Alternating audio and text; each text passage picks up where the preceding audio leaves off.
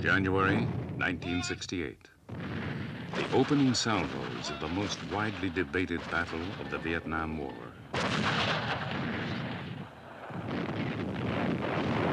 The communist target is an American base called Khe Sanh.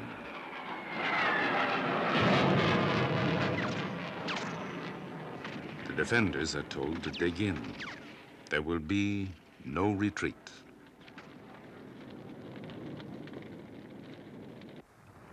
As the battle for Khe Sanh begins, war explodes in every South Vietnamese city.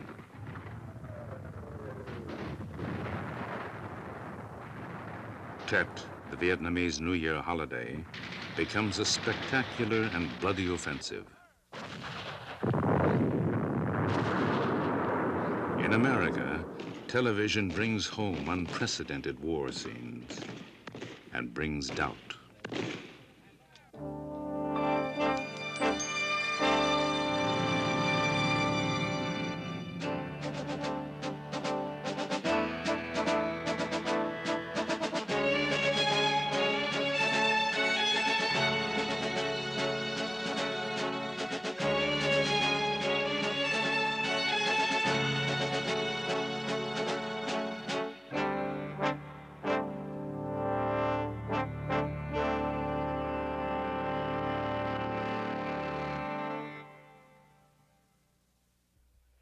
This is Bull Moose. I'd also like to get one strike on that right flank to the southwest at your right flank of that clump of trees, because I think you can get flanked in bad trouble if we don't hit it in there, over.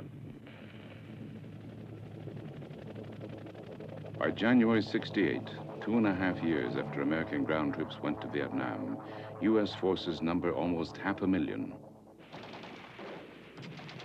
Aggressive search and destroy operations have pushed North Vietnamese forces back into border sanctuaries.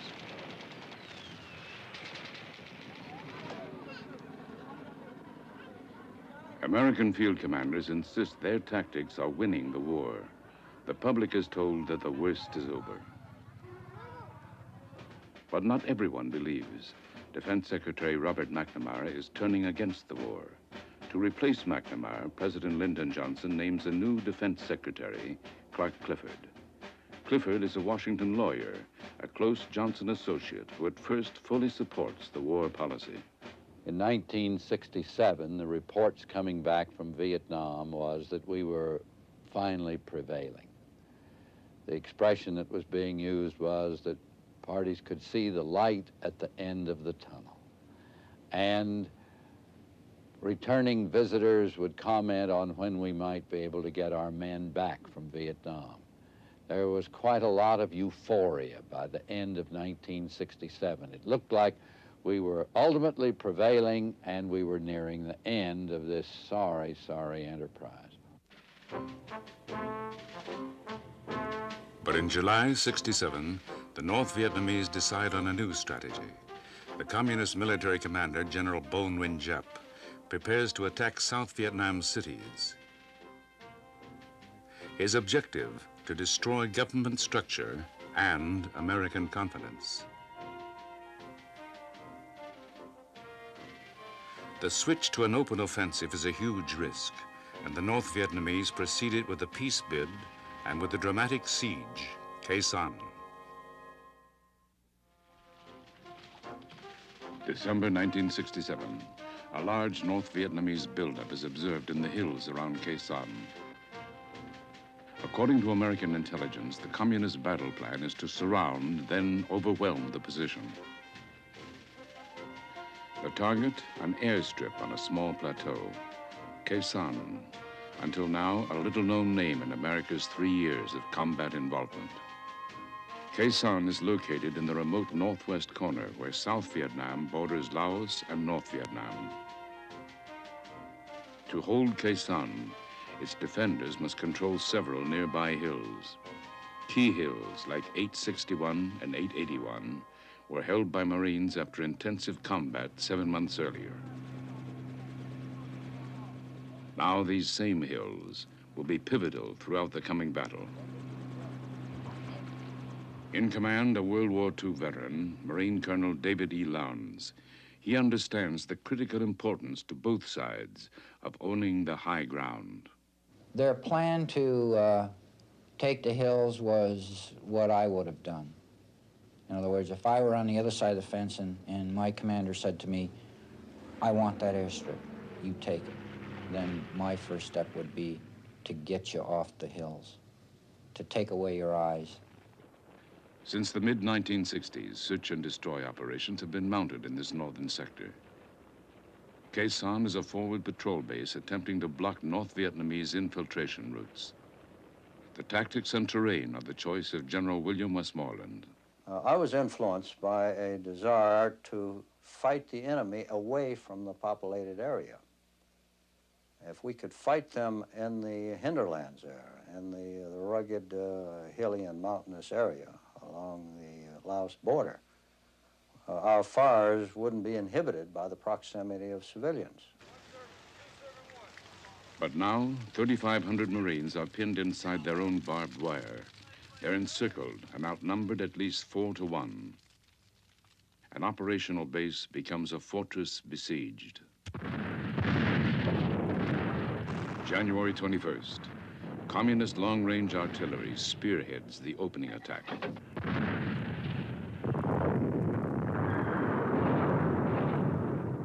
On this first day, a direct hit on the ammo dump. There will be 11 more weeks of siege.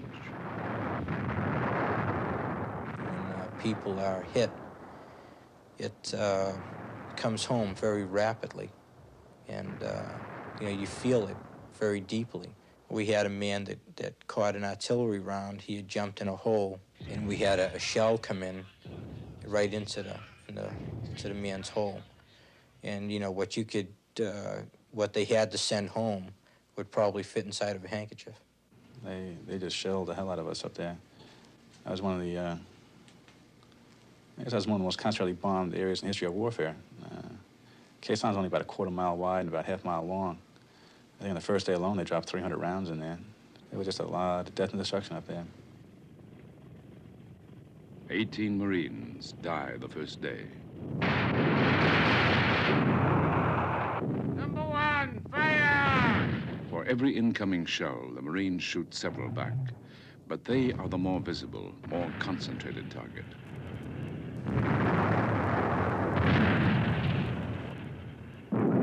The early plight of Khe Sanh's defenders draws press and public attention. It quickly becomes the major war story. Press analyst Peter Braystrup. It was melodrama at its purest, and no such prolonged confrontation between the Americans and the North Vietnamese had taken place up until that point in the war. So you had visions of Dien Bien Phu in your head, the surrounded Marines, and you had this unending but never climactic story to cover. Press comparisons to Dien Bien Phu disturbed the American command. This battle, lost by the French 14 years before, is the symbol of Western military failure in Vietnam. Dien Bien Phu, like Khe Sanh, was an isolated base that had to be supplied by air. Here, too, the Communists had a superior encircling force. Artillery bombardment devastated Dien Bien Phu. The victor at Dien Bien Phu, General Bo Nguyen Giap, has planned the siege of Khe Sanh.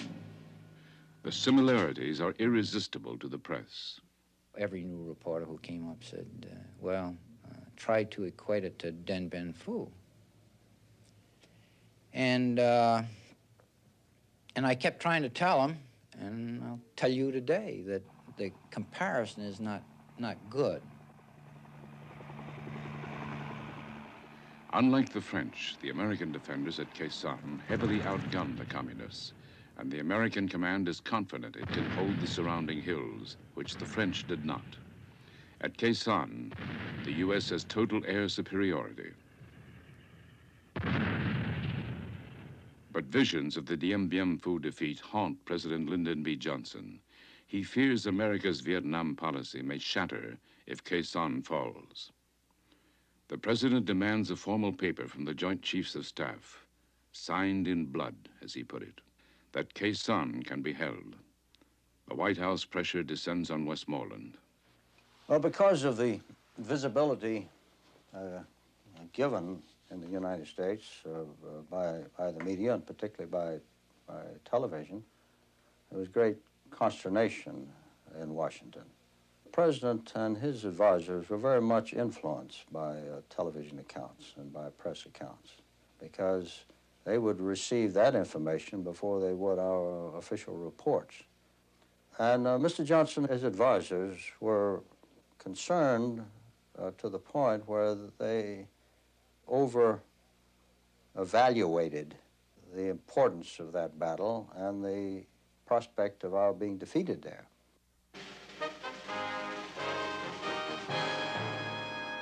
Reflecting national concern over Khe Sanh, the President personally sees off Marine reinforcements. This is a decisive time in Vietnam. The eyes of the nation and the eyes of the entire world, the eyes of all of history itself, are on that little brave band of defenders who hold the pass at Khe Sanh and the area that is around it. The reinforcements arrive at the height of the siege. Troop strength is now 6,000, including a battalion of South Vietnamese Rangers. I made the decision to hold Khe Sanh, and we reinforced it with Marines and with a battalion of Vietnamese Rangers. The force was the minimum force that I thought could be supplied, if necessary, by air. On orders from Johnson, Westmoreland himself reports daily to the President. His chief logistic concerns are the condition of the runway and getting in supplies by air. Despite his supply problems, Westmoreland decides against opening the highway into the base. His troops are spread too thin. Khe Sanh must continue to depend solely on air supplies. A C-130 spews gasoline from a damaged wing. A mortar round just misses the plane. The airstrip is the main communist target and needs constant repair.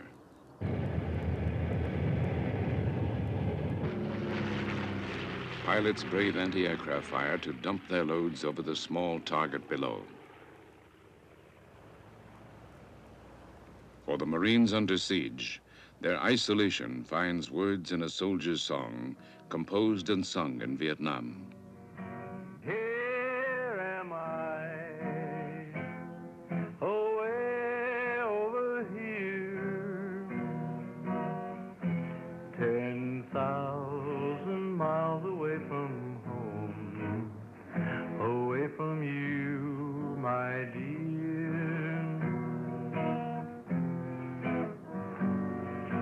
Here am I, so homesick and blue.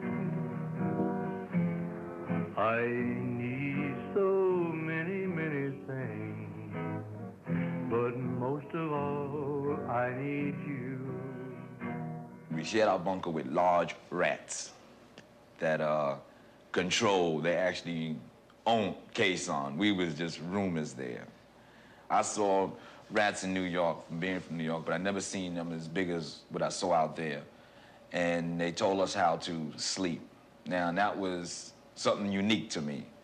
You took a blanket and you tucked your feet so you're in a cocoon, and you slept like that.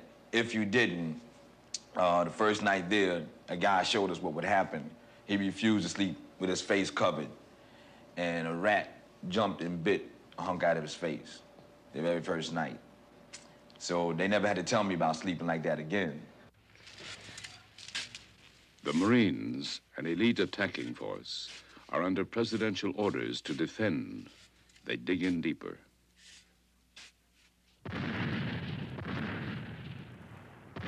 As communist shelling continues, the Tet Offensive erupts. Communist forces overrun every major town and city. The Marines at Khe Sanh fear they will be next. We expected a massive invasion. You know, there were anywhere from 20 to 80,000 people out there. a bunch of us got together and we swore oaths up and down that none of us would ever leave the trench alive, and kind of heroic kind of nonsense, I guess, but we all believed it. And we really felt this was it, you know, we're gonna all pull our grenades out and light them up in our trench and started waiting.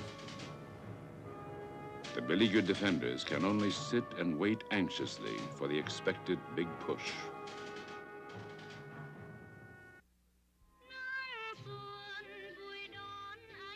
January 31st, 1968.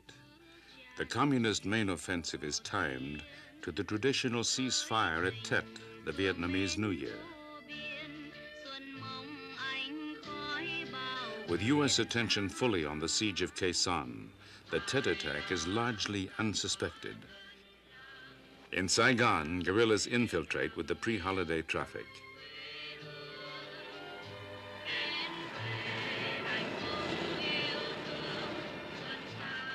Suddenly, nowhere in Vietnam is safe.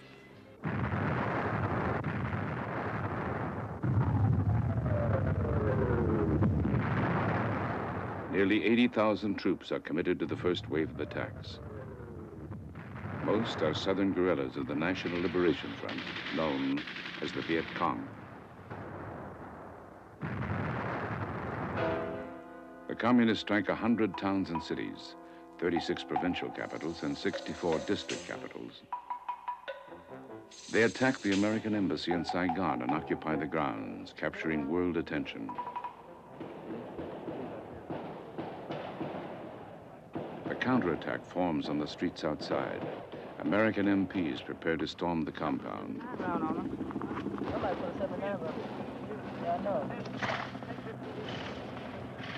We had it right in front of us. Heavy fire comes from the assault group of 17 commandos.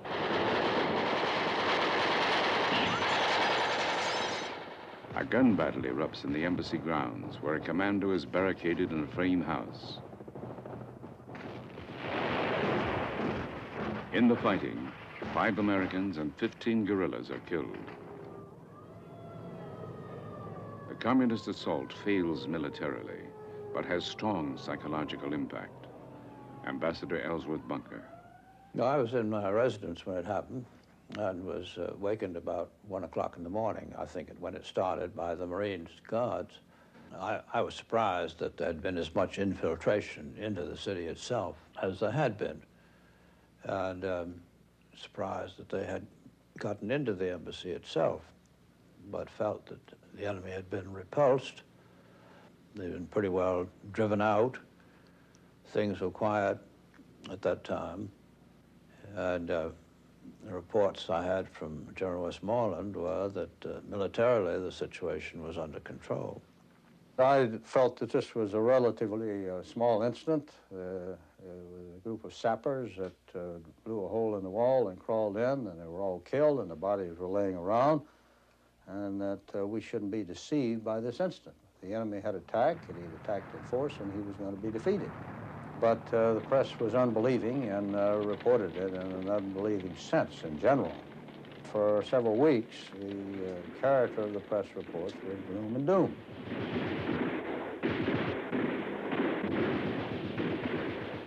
The communists attack Saigon's airport, the military headquarters, and the presidential palace. Fighting is heaviest in Cholan, the Chinese suburb where over 1,000 infiltrators are dug in. In Saigon, as elsewhere, half the Vietnamese army is on holiday. In all, some 4,000 Viet Cong have managed to penetrate the inner city.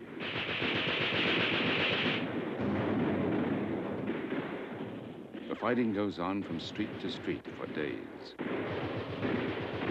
Each evening in American living rooms, the war is replayed on television. The Tet Offensive was such a shocking event to the public and to the administration. It was so unexpected. And in the early days of the Tet Offensive, it was eminently successful.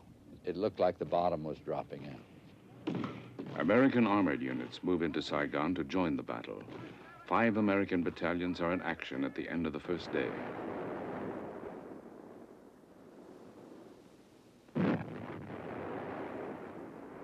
In this back alley hunt for snipers, There is little cover and casualties mount.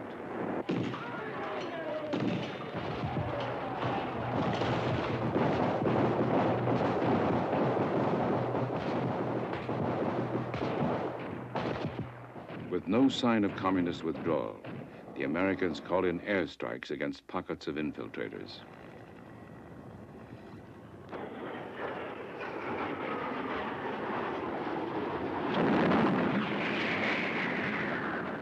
Targets are difficult to pinpoint in densely crowded Saigon and Cholan.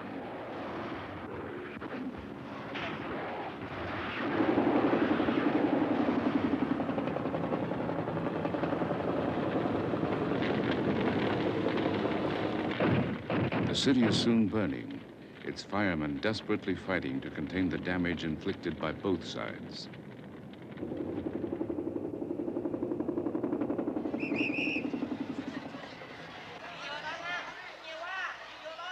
Civilians are caught in the crossfire.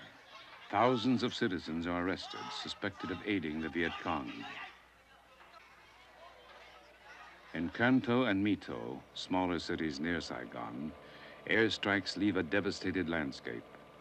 At Ben Tri, an American officer says, "We had to destroy it to save it."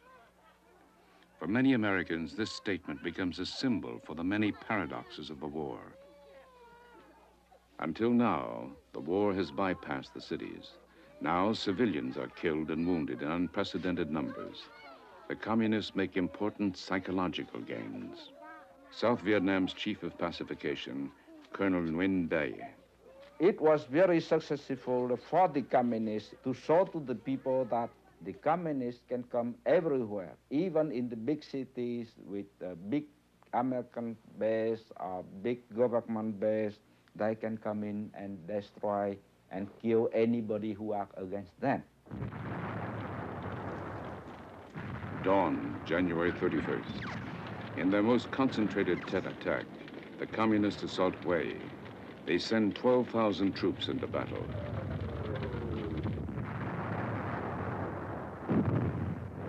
A major target is the Citadel, a thick-walled fortress once used by Vietnamese emperors. Hue is an important target psychologically. For all Vietnamese, it embodies centuries of history and cultural values. And Hue is militarily vital, halfway on the supply route from Da Nang to the Allied forces near the partition line. For the first time, communist forces become a target for prolonged conventional battle.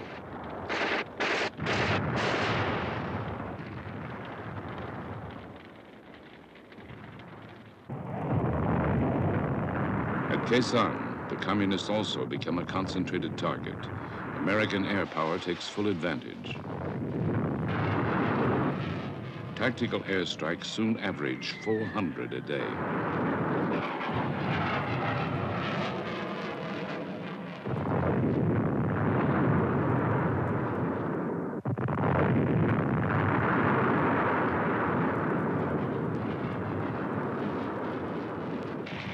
The U.S. claims only 2 fighter bombers lost to the fierce anti-aircraft fire.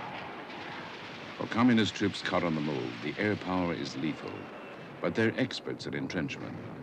Those dug in evidently withstand the airstrikes and so prolong the siege. Intelligence analysts working from aerial photographs determine likely North Vietnamese troop routes.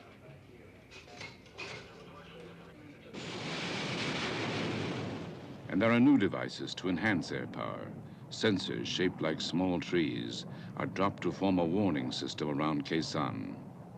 Acoustic sensors pick up sounds of trucks or human voices. Seismic sensors transmit earth vibrations of passing troops. Roger, Control, we have a JFC 12 change on 604. Part has been ordered by OMS 12, control number 081. Down to the south, your alternate target is against troop concentrations. Your primary target is against the Khe Sanh area, where there is a large confirmed troop concentration buildup in the storage area. The toughest punch comes from the B-52s.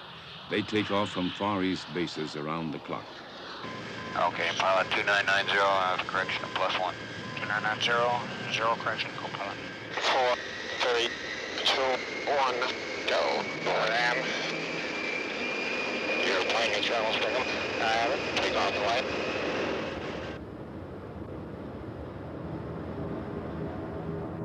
Daily now, 3 bombers are over Khe Sanh every 90 minutes. The rain of bombs, 1,800 tons a day, has a code name, Operation Niagara.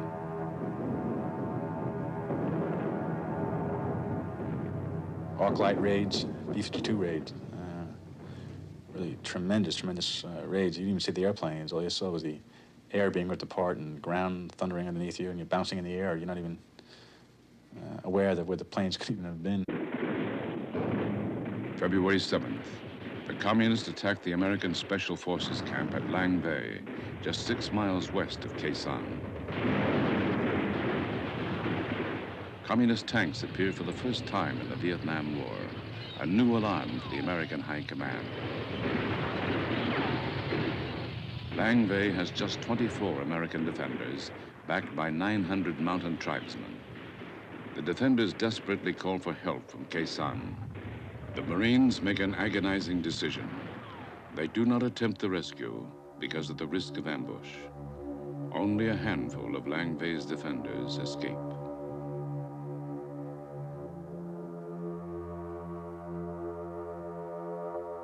Colonel Lowndes reinforces the hill positions. Were the hills important? Yes. They were vitally important as far as I'm concerned, because you got to see. You can't fight if you can't see. In other words, if he could come in and get that key terrain and put his observers up there, then the effectiveness of his rocket and mortars and everything else becomes 100% more valuable. And also, it denies us the privilege of spotting on his people that are trying to move in towards the base.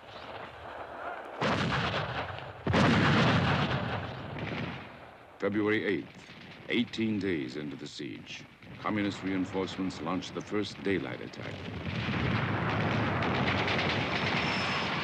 They storm up Hill 64, just 500 yards from the Khe Sanh wire. In savage hand-to-hand fighting, the western half of the hill outpost falls. The Marines counterattack and retake the hill. The fate of the Marines is a daily concern of the U.S. public. At Hue, the last Tet battle for the cities becomes another bloody siege. The North Vietnamese capture Hue within 24 hours, then dig in. The Marines begin a bitter counteroffensive. Lieutenant Colonel Robert Christmas. I can remember a very weird feeling. And we went up Route 1, and we passed, a lot of devastation that, but nothing. We got into the city, nothing. We were about 2 blocks off of the MACV compound, and then boom, a major ambush hit us.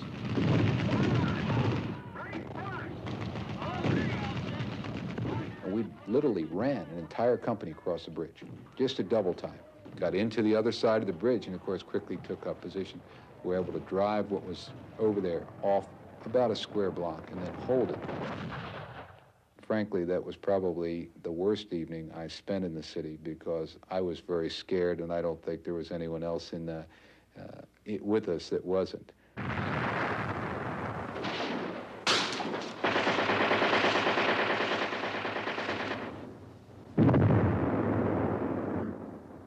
The Americans struggled to regain Hue, block by block, picking their way across old courtyards and down narrow streets.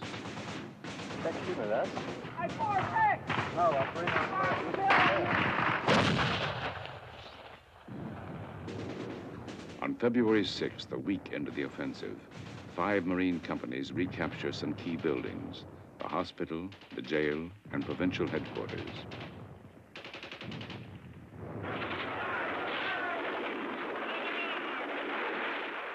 More than 100 U.S. Marines are dead. Morale is seriously tested. Not knowing where they are, that's the worst. Riding around, running the sewers and the gutters, anywhere. Be anywhere. Just hope you stay alive from day to day. I just wanted to go back home and go to school. That's about it. You lost any friends? Quite a few. We lost one the other day. The whole thing stinks, really.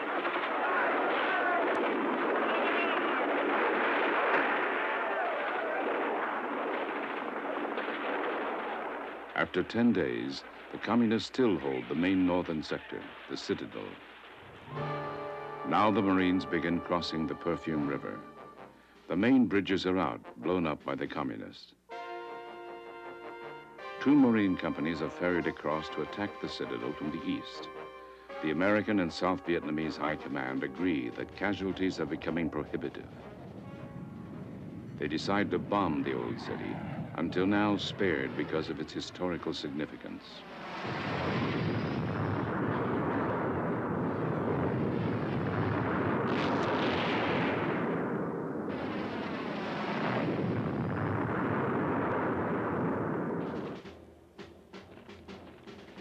Outside Hue, American reinforcements begin closing in to cut off communist supply lines.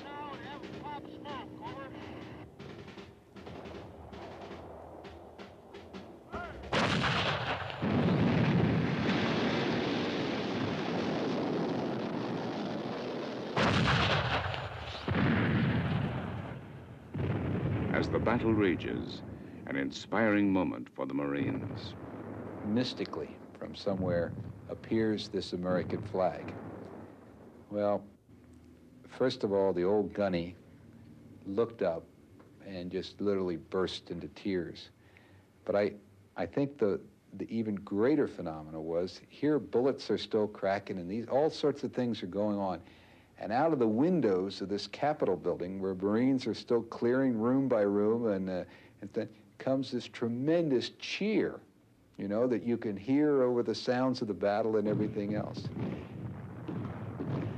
In the battle for Hue, the South Vietnamese placed their losses at 400 and claimed 5,000 communist troops killed. The Americans lose 142 Marines. Another 857 are seriously wounded. Among them, Lieutenant Colonel Christmas. And I let them lay me down, but this is something I'll take with me all of my life. The mortars started to come in, and there was nothing I could do. I couldn't move, and the mortars were walking just like that, and I got hit a couple times, but then on top of me, my radio operator and my gunnery sergeant just dove on top of me and laid on top of me as these mortars, you know, went through. And again, I took a few more wounds. Fortunately, they weren't wounded, but I will take that with me all my life.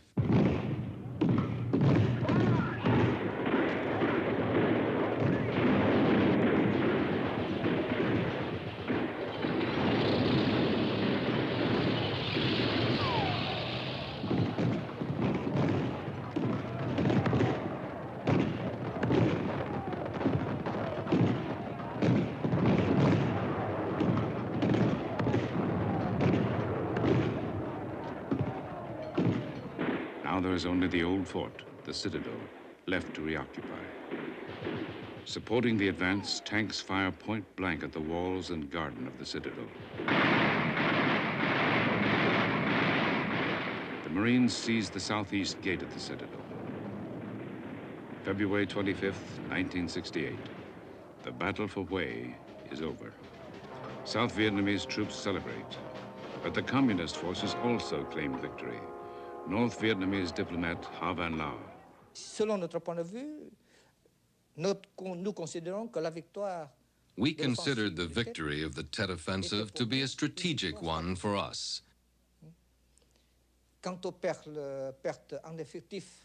As to the actual losses of human life or material on our side, I don't recall the exact figures, but it was only natural that we did lose men and material.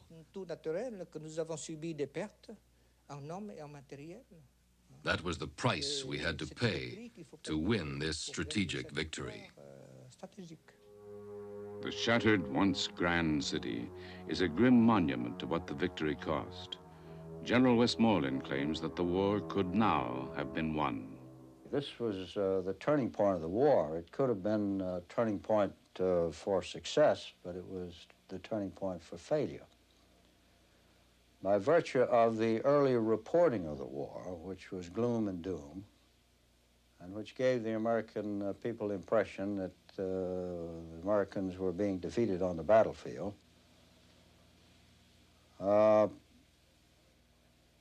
swayed public opinion to the point that political authority made the decision to withdraw from the battlefield. At the Khe Sanh base, a direct ground attack is now expected. Day 33 brings a record incoming, 1,300 rounds. At night, the Marines hear the communists digging toward them. Some trenches come as close as 200 yards. Each day, napalm scorches the trenches. Bad weather and the shelling hamper the aerial supply lifeline, but thousands of tons of fuel, ammo, and food are parachuted in. There's also an efficient but risky ground delivery system. The planes skim the runway while the cargo jettisons. The system also requires courage for those Marines rotating out. You have to understand that the planes, because the base was constantly being shelled, did not stop and park on a runway. And they would unload what they had by throwing it out the back. And you would wait in a line, and as the plane went by, you would run after it and jump in. And the first plane was a mail plane that I tried to get out on, and I didn't make the plane. And the plane did not make it out. It was just lifting off, and it got blown away at the end of the runway.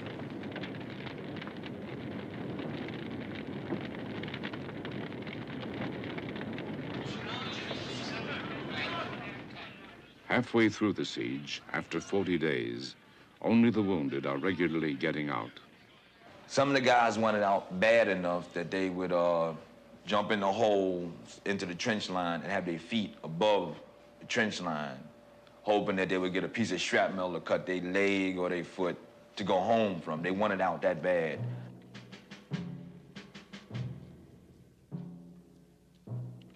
For the American public, the battle conditions and purpose are increasingly questioned. For the Marines, the challenge is to keep up morale however they can. Bad weather continually closes in on Khe Sanh. But zero visibility hardly affects air operations. Ground controllers using radar and computers guide the bombing. This technology is perhaps one decisive factor in terminating the battle.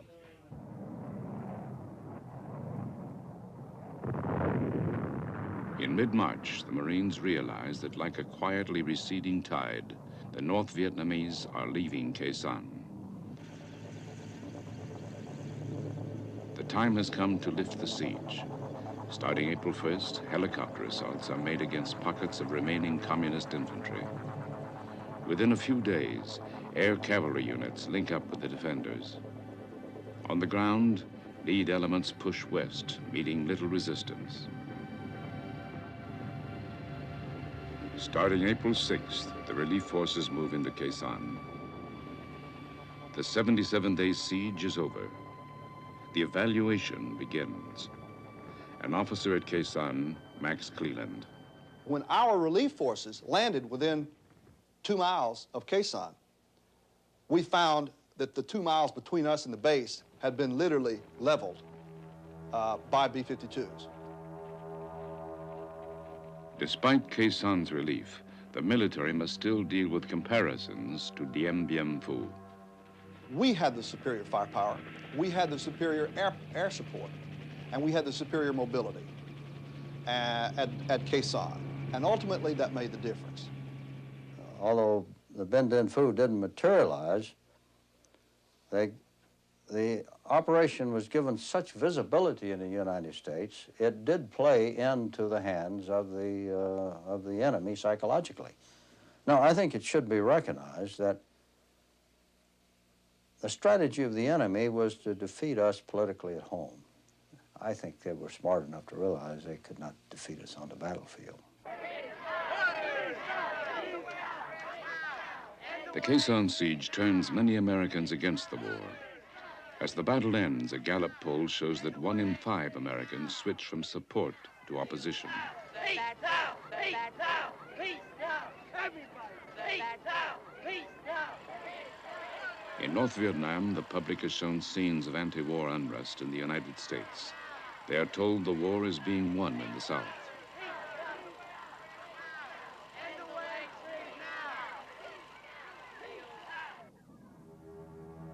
At Khe Sanh, the Marines claim a body count of 1,600 North Vietnamese, and possibly many more from the airstrikes.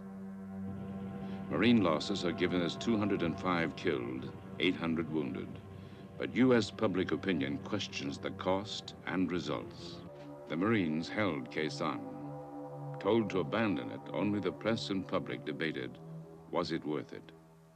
I'm a Marine.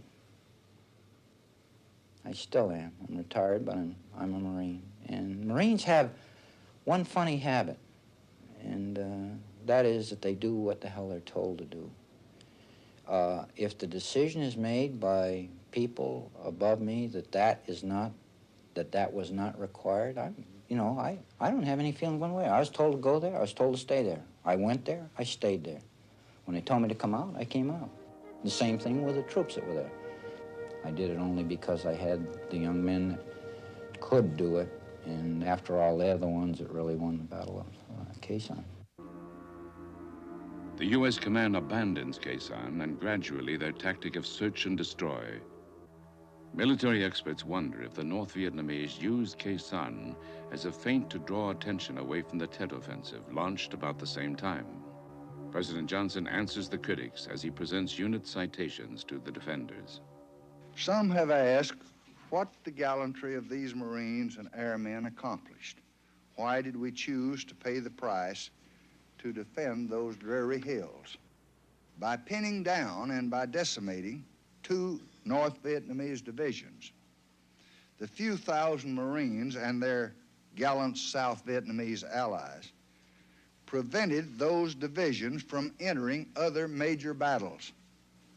I believe that our initiative toward talks with North Vietnam was greatly strengthened by what these men did at Khe Sanh, for they vividly demonstrated to the enemy the utter futility of his attempts to win a military victory in the South.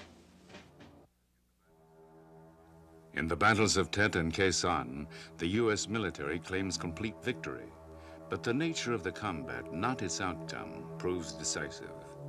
In Hue alone, the civilian dead number 5,000, half of them allegedly executed by the communists. The war of attrition seems unending and indecisive. The horrific media images of the war continue to haunt Americans. In Saigon after Tet, the police chief publicly executes a captured prisoner. This television war is instantly transmitted to American living rooms. Despite their losses, the communists gain a psychological victory. Public doubts are reinforced by the soldiers, who often question the cost and purpose. Awful sick of it. I'll be so glad to go home. I don't know. It's the worst area we've been in since I've been in Vietnam. Do you think it's worth it? Yeah, I don't know. They say we're fighting for something. I don't know. Vietnam was the first war fought without news censorship. Former Secretary of State Dean Rusk. This was the first struggle fought on television in everybody's living room every day. What would have happened in World War II if Guadalcanal and the Anzio beachhead and the Battle of the Bulge or the Dieppe raid were on television and the other side was not doing the same thing? Whether ordinary people can sustain a war effort under that kind of daily hammering is a very large question. As the 4-week Tet Offensive ends, Clark Clifford takes office. He was named Secretary of Defense before Tet, when he fully supported President Johnson's Vietnam policy. A month of study has changed him. Well, I swear to you, it was a revelation to me. I spent 4 days, for instance, down in the tank. That's the Situation Room in the Pentagon, where you're in touch with every U.S. location in the world. And I tried to get answers to questions that had been raised. I would ask questions like, how long, in your opinion, you're the military experts, do you think the war will last? I could get no satisfactory answer. Now, if we send 200,000 more men, will that be the end? Or must we send more? Well, we really don't know. Well, are we actually prevailing in the war? Well, it all depends on how you look at it. I could not get sound and solid answers. I finally asked the ultimate question, and that is, what is the plan for the United States to win the war? It was startling to me to find out that we had no military plan to win the war. At the end of this rather lengthy inquiry, I then reported my personal views to President Johnson. I said it was very clear to me that the one course of action that the United States should take is to get out of Vietnam. It was a real loser. Clifford convinces President Johnson the war shows no sign of ending soon. Vietnam is destroying his presidency. President Johnson bows at the adverse public reaction after Tet. The president who first committed American combat troops now sees Vietnam dividing America. He decides to freeze troop levels, limit the air war, and seek peace, and not seek re-election. Good evening, my fellow Americans. Tonight I want to speak to you of peace in Vietnam and Southeast Asia, with American sons in the field far away, with America's future under challenge right here at home, with our hopes and the world's hopes for peace and the balance every day. I do not believe that I should devote an hour or a day of my time to any personal partisan causes or to any duties other than the awesome duties of this office, the presidency of your country. Accordingly, I shall not seek and I will not accept the nomination of my party for another term as your president.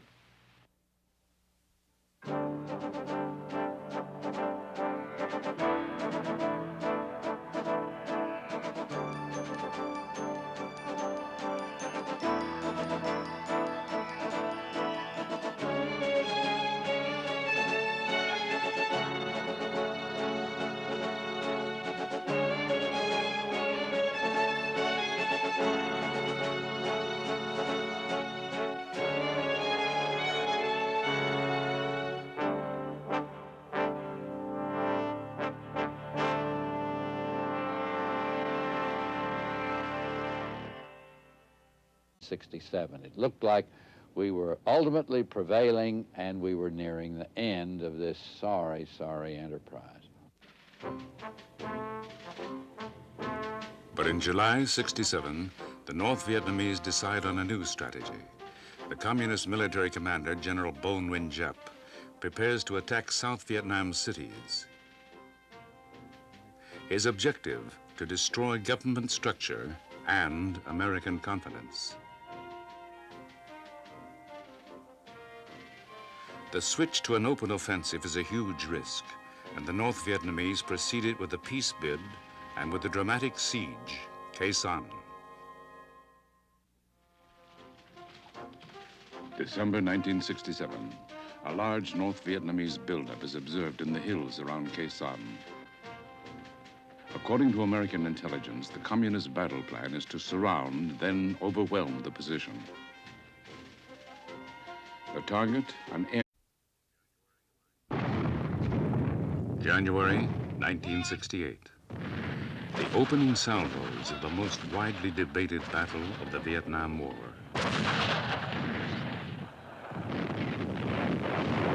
The communist target is an American base called Khe Sanh.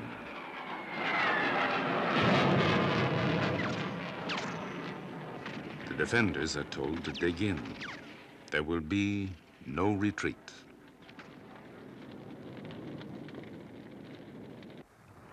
As the battle for Khe Sanh begins, war explodes in every South Vietnamese city.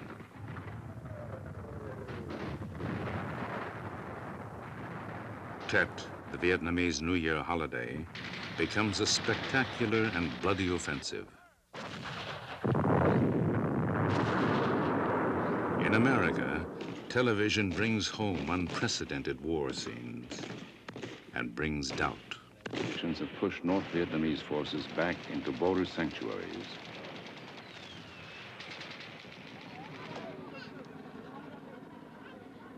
American field commanders insist their tactics are winning the war. The public is told that the worst is over. But not everyone believes. Defense Secretary Robert McNamara is turning against the war. To replace McNamara, President Lyndon Johnson names a new defense secretary, Clark Clifford. Clifford is a Washington lawyer, a close Johnson associate who at first fully supports the war policy. In 1967, the reports coming back from Vietnam was that we were finally prevailing. The expression that was being used was that parties could see the light at the end of the tunnel. And returning visitors would comment on when we might be able to get our men back from Vietnam. There was quite a lot of euphoria by the end of 1960.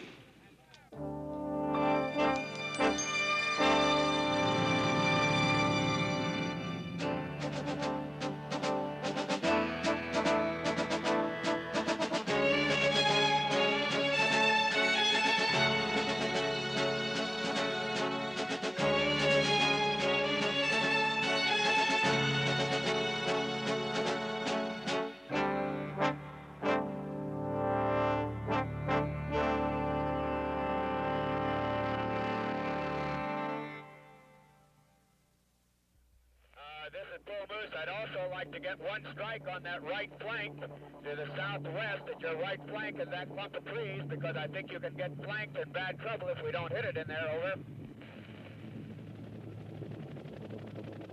By January 68, 2.5 years after American ground troops went to Vietnam, U.S. forces number almost 500,000. Aggressive search and destroy operation airstrip on a small plateau.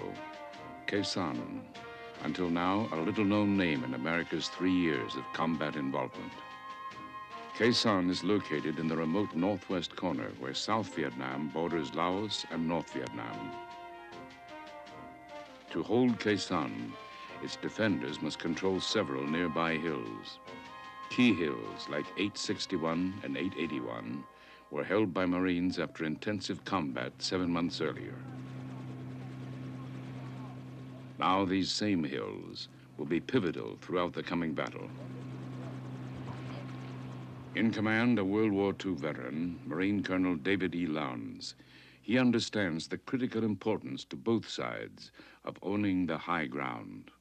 Their plan to take the hills was what I would have done. In other words, if I were on the other side of the fence and my commander said to me, I want that airstrip, you take it.